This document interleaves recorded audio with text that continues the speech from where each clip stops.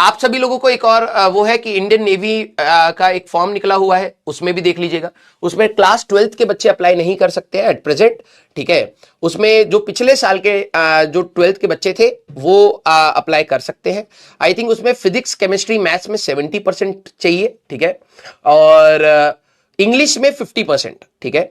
I think उसमें 7 या 8 girls के लिए सीट है, ठीक है, और आई थिंक रिमेनिंग टोटल 37 या 40 के सीट्स के आसपास है, ठीक है। आप लोग एक बार उसका फॉर्म जरूर देख लीजिएगा। उसमें क्या है कि आपका बीटेक मतलब उसके थ्रू, इंडियन नेवी के थ्रू ही होगा, ठीक है। उसमें एसएसबी टेस्ट होगा। कई सारे बच्चे शायद एनडी की तैयारी कर रहे होते हैं, ठीक है, तो उनके लिए एक और मौका है, तो प्लीज आप उसको कर लीजिएगा, ठीक है। हाँ, अब देखो फ्लैट फीट है या वो जो कहते हैं ना नी जॉइंट है, अब वैसी कोई दिक्कत है तो अलग बात है, लेकिन यस एक ऑप्शन है, ठीक है। इंडियन नेवी की वेबसाइट पर आप जाकर के एक बार देख लीजिएगा उसको, ठीक है। उसमें भी आई थिंक उसमें क्या है कि आपकी आई थिंक फीस कवर्ड है, ठीक है।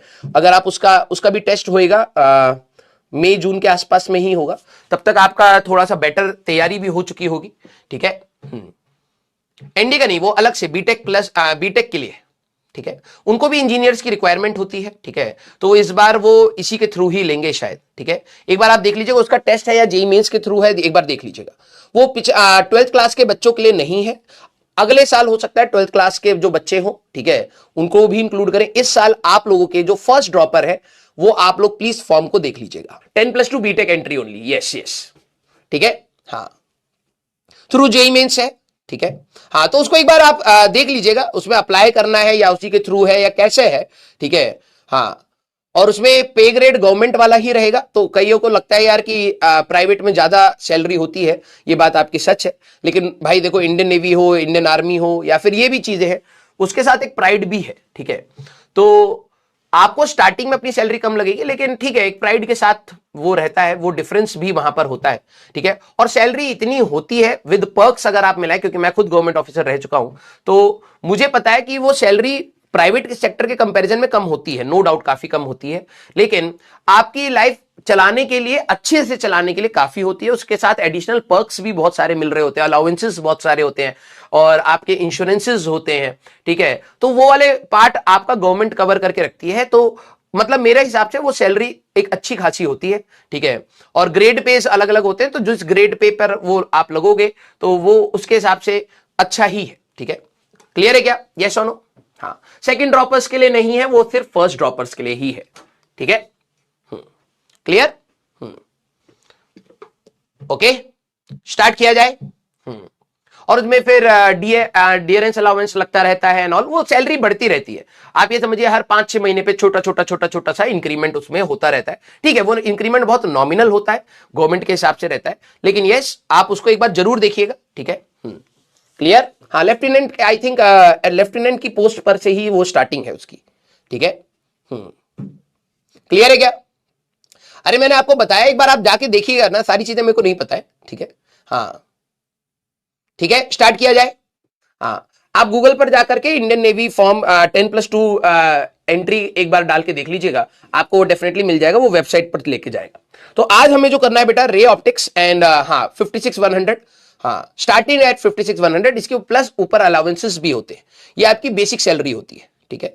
तो ये आपको ये मान लो कि स्टार्टिंग करते करते कुछ नहीं तो 80-90 हजार से स्टार्टिंग होगी, ठीक है।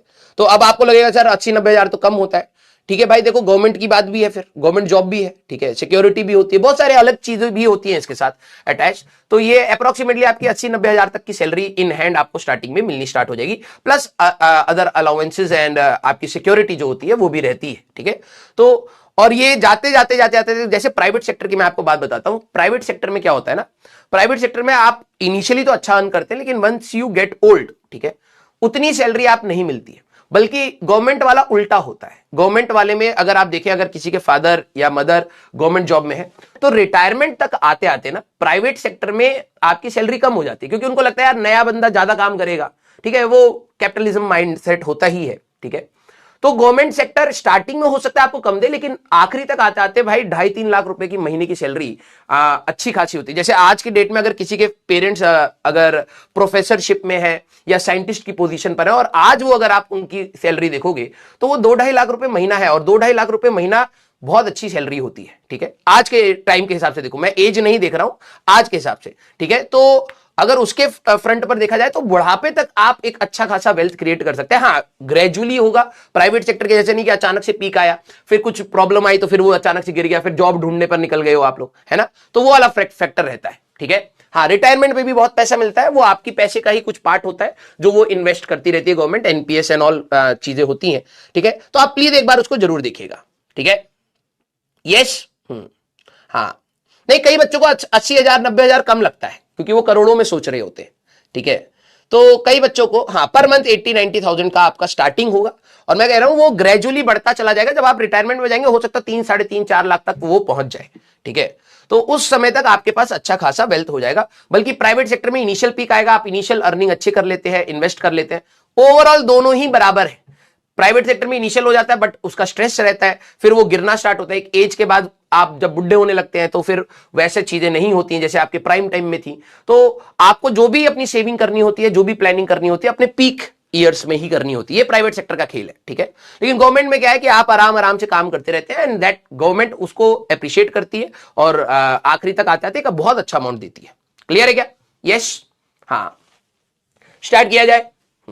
चलिए, तो एक बार आप प्लीज उसको जरूर देख लीजिएगा। मेरे पास मेरे सामने आया था तो मैंने कहा कि यार आपको भी बता दूं, ठीक है। जो बच्चे इंटरेस्टेड होंगे वो कर ही लेंगे, ठीक है। Spherical mirror and questions, refraction. अच्छा, एक चीज और, आप लोगों ने एक्स्ट्रा और कोई फॉर्म्स भरे हैं क्या? सारे बच्चे एक्स्ट्रा आप लोगों ने कोई और फॉर्म्स भरे हैं क्या? क्योंकि कई सारे बच्चे अलग अलग भरते भी हैं, ठीक है। तो जिन बच्चों के पास ऑप्शन है और वो भरना चाहते हैं तो प्लीज आप लोग भरिएगा, ठीक है।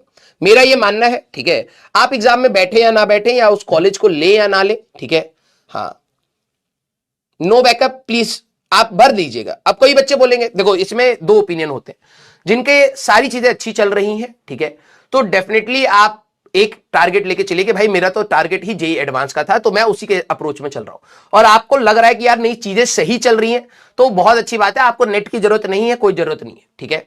लेकिन अगर किसी बच्चे को फॉर्म भरने में पैसे की दिक्कत नहीं आ रही है और उसको लग रहा है यार कि अगर मेरा कहीं पर बीच में ऐसा रह गया कि यार एनआईटी नहीं मिल रहा है, ठीक है, या फिर कुछ ऐसा प्रॉब्लम आ जाए कि नहीं आ रही है स्कोर, ठीक है, तो एक नेट रखने में कोई प्रॉब्लम नहीं है, ठीक है। मैं ये नहीं कह रहा हूं कि आप जाके उसमें एडमिशन ले लीजिएगा, लेकिन एटलीस्ट फॉर्म भर के रखिएगा, ठीक है।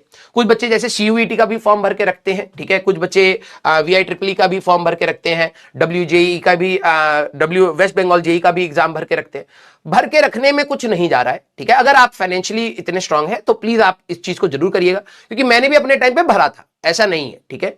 मेरे को यह था कि यार भाई अगर उस दिन तबियत खराब, क्योंकि हमारे टाइम में तो एक ही बार जेई मेंस होता था, ठीक है, मतलब AIEEE हम लोग उसको कहते थे, तो मैंने भी भरे हुए थे, ठीक है। मैंने वेस्ट बंगाल जेई का था उस समय, उसका भी टेस्ट होता था, IIST का भी एक टेस्ट होता था, Indian institute of space technology का भी अलग से टेस्ट होता था, वो एडवांस से भी थोड़ा भारी होता था, उसका फॉर्म भरा था, VIEEE का फॉर्म भरा था। तो जितने फॉर्म उस समय थे मैंने कहीं ना कहीं भर दिए थे कि भाई कि देखा जाएगा। भले मेरे को था कि नहीं यार जाना उसमें ही है, लेकिन अगर आप लोग कर पाए, ठीक है, तो डेफिनेटली उस चीज को भर के रखिएगा। ऐसा ना हो कि यार आखिरी में आप रियलाइज कर रहे हैं यार कि मैंने और कोई फॉर्म नहीं भरा था, ठीक है। तो कोई एक दो एग्जाम देने में कोई दिक्कत वाली बात नहीं है, क्योंकि आपकी तैयारी उस लेवल पर हो रही है, आप जाकर देंगे तो अच्छा ही रहेगा, ठीक है। यस। हाँ, बिट्स का भी मैंने फॉर्म भरा था अपने टाइम पर, ठीक है। हाँ, बिट्स में मेरा स्कोर आई थिंक 308 या 310 के आसपास था, ठीक है। उस समय इतने ऑप्शंस नहीं थे तो उस समय अच्छा नहीं मिल रहा था, ठीक है। मुझे एग्जैक्टली याद नहीं है कि मैंने उसकी काउंसलिंग करी भी थी या नहीं करी थी, क्योंकि एडवांस का हो गया था उस समय तक। तो आप लोग बिट्स का भी भर सकते हैं, ठीक है। ये बिट सेट क्लियर।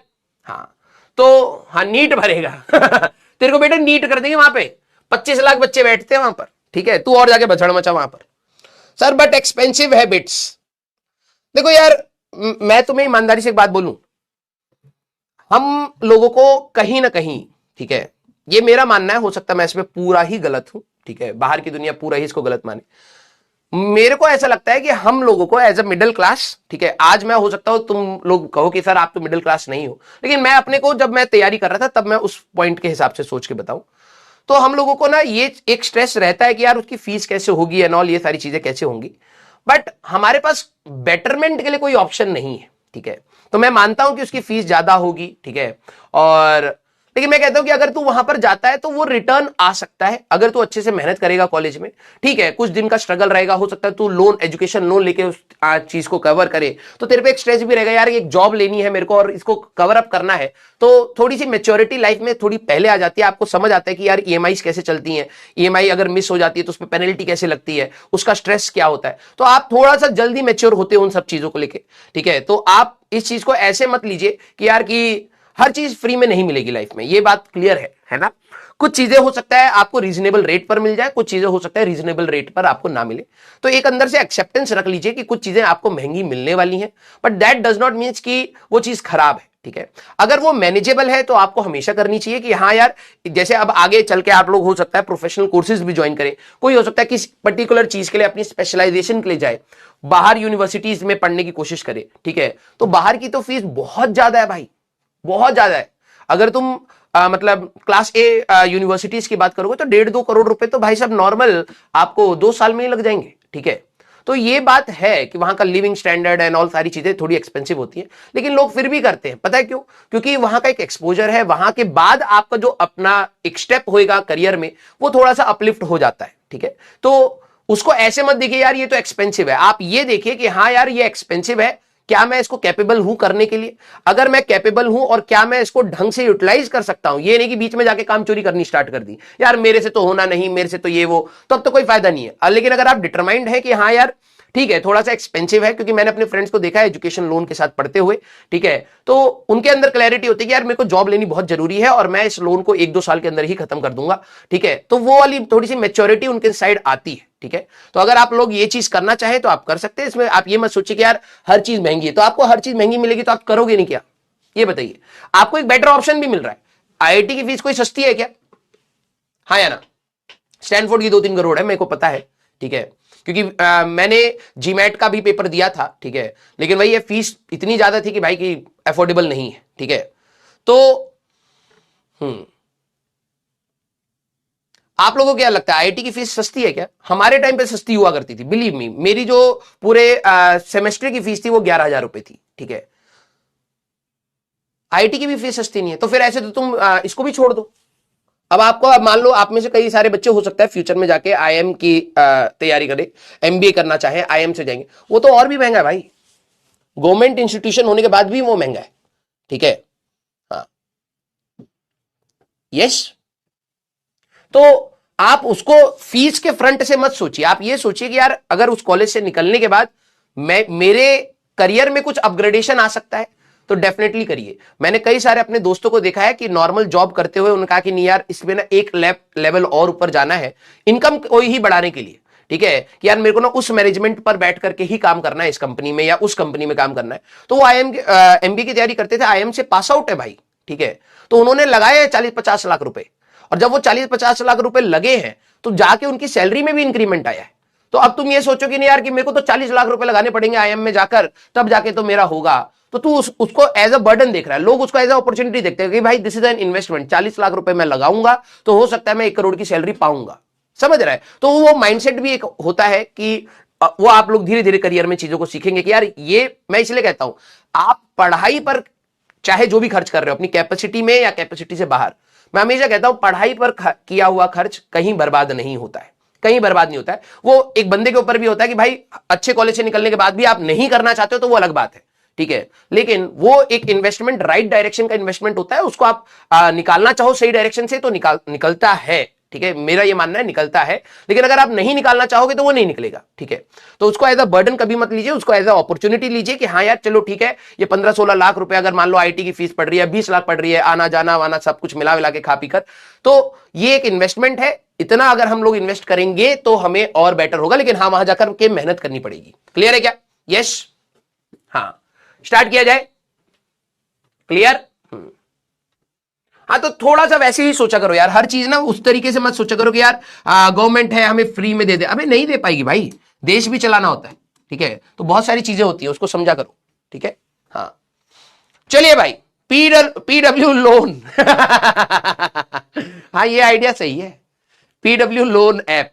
आप अलग सर से जब सेलेक्ट होगे तो आप बोलना कि सर एक लोन ऐप हाँ और बना दीजिए। ठीक है, हम लोग लोन के लिए अप्लाई करेंगे पीडब्ल्यू में।